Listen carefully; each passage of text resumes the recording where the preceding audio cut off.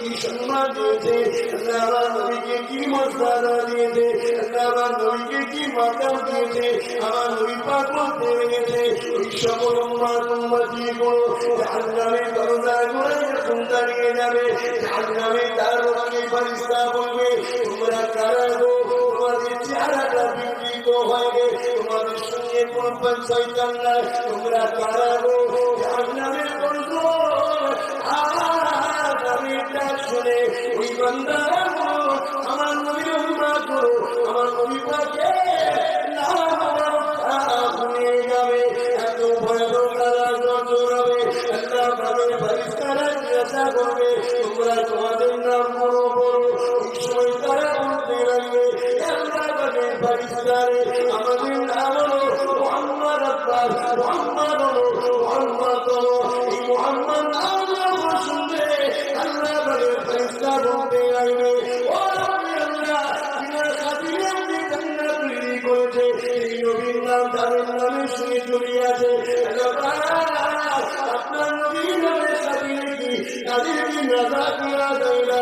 আমার আল্লাহ পাকের ফেরেশতারা এই আরশ যখন জানাবে আল্লাহ রহমতে দুনিয়া চলবে বলবে আমার ফেরেশতারে আমার হাবিবের নামকে নিজের নামে শুনিয়ে চুরিয়ে রেখে দিয়েছে, আমার হাবিবের নাম কি চিন্তা রেখেছে, আমি আল্লাহ তাদেরকে জাহান্নামে দেব না, তাদেরকে আমি আল্লাহ জান্নাতি ঘোষণা দিলাম।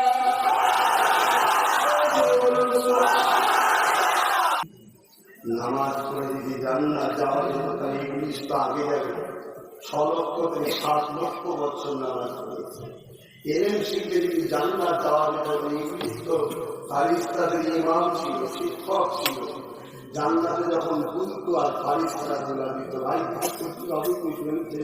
কেন কি দোষ করেছে, নামাজ কাজা করেছে, রোজা কাজা করেছে, হজ কাজা করেছে, কি করে আল্লাহর হুকুমে যদি কেউ অমান্য করে ফেলে আল্লাহ তাকে সুযোগ দিচ্ছে যে তুমি তওবা করে নাও, ক্ষমা চেয়ে নাও, মাফ করে দেবো, কিন্তু আমার বন্ধু সম্বন্ধে যখন একটু উল্টো পাল্টা মন্তব্য করবে আর তোমার মাপ নিজের এই ইংলিশকে বাদ করে দিল।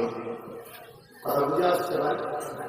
আপনাদের বড় বলে যাচ্ছে আমার রাসূল সম্বন্ধে যদি কেউ উল্টো পাল্টা কথা বলে আর আল্লাহ কিন্তু মূলত আদমকে শ্রদ্ধা করার কথা যদি ডাইরেক্ট বলতেন তাহলে আল্লাহ যখন পাইকারে বাসাইয়া আদম তৈরি করেছিল তখনই বলতো শ্রদ্ধা কর না, তারপরে বললো যে ওর মধ্যে আমি আমার রূহ ফুঁকে দেবো, রূহ ফুঁকে যখন দেবো তখন তোমরা শ্রদ্ধাই করবে।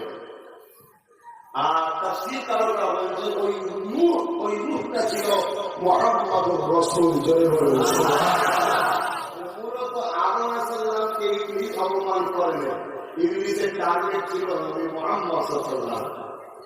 আদর সমাজে কিছু ইবলিস আছে আমার নবীর শান একটু মর্যাদার কথা বললে তারা রিলি করে চেপে ওঠে, অথচ আল্লাহর বিরুদ্ধে কথা হয় এই ইবলিসদের মুখে কথা না, আর নবীর শানের কথা বললে ইবলিসদের কত বাপরে বাবা জমে ওঠে। চেনেন না চেনেন না আছে না না মুসলমান ছেলেমেয়েরা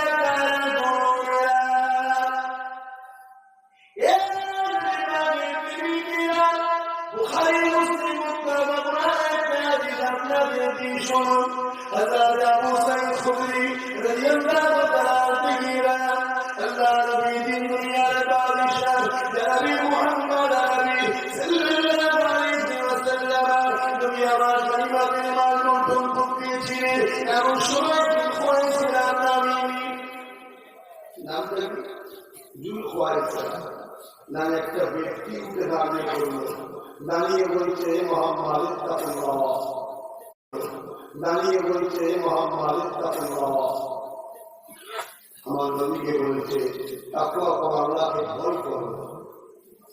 কেন আমার রাসূল যখন ভাগ শুনছেন তো ভাই সবাই, আমার রাসূল যখন গনিমতের মাল ভাগ করছিলেন আমি একটা কথা আজকে সঙ্গে সময় বলে যাচ্ছি, রাসূল ছাড়া রাসূল আদম পার করবে না। রসুল ছাড়া আমার নবীরা পার হতে পারবে না। তুমি কোন রাস্তায় কথা বুঝতে বললেন না? নবীর ডালকা বাজিয়ে ছিল বলে রসুল আজম হয়েছে, নবীর ডালকা বাজিয়ে ছিল বলে নবীরা নবুয়াত পেয়েছে। সেই মুস্তাফার আলোচনা যখন এই হাত লিমিট নেই, যত খুশি বানাও, যত খুশি বানাও, যত খুশি বানাও, শুধু একটা কথা মাথায় রেখে দিও, মোহাম্মদ খোদা নয়, মোহাম্মদ খোদা নয়। মোহাম্মদ বলেন খোদা আল্লাহর সৃষ্টি একটা মখলুক, এটা মাথায় রেখে দেওয়া।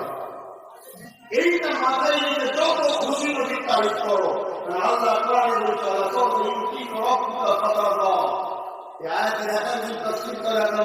করেছেন, কোন কোন মুফাসসিরিনরা তাফসীর করেছেন যে আমার আল্লাহ প্রতিটা মুহূর্তে মুহূর্তে আমার নবীর মাকামকে বাড়ায়, সম্মানকে বাড়ায়। তাহলে আমি যখন অর্থ তুলতেছিলাম নবীকে ছিল এতক্ষণের মধ্যে নবী বানিয়ে আল্লাহ বাড়িয়ে দিয়েছিল। পৃথিবীর কারো ক্ষমতা নবীর ইজ্জত বাড়াতে পারে? কারো ইজ্জত বাড়াতে গেলে তার থেকে বড় হতে হবে, নবীর থেকে বড় কে আছে বলো?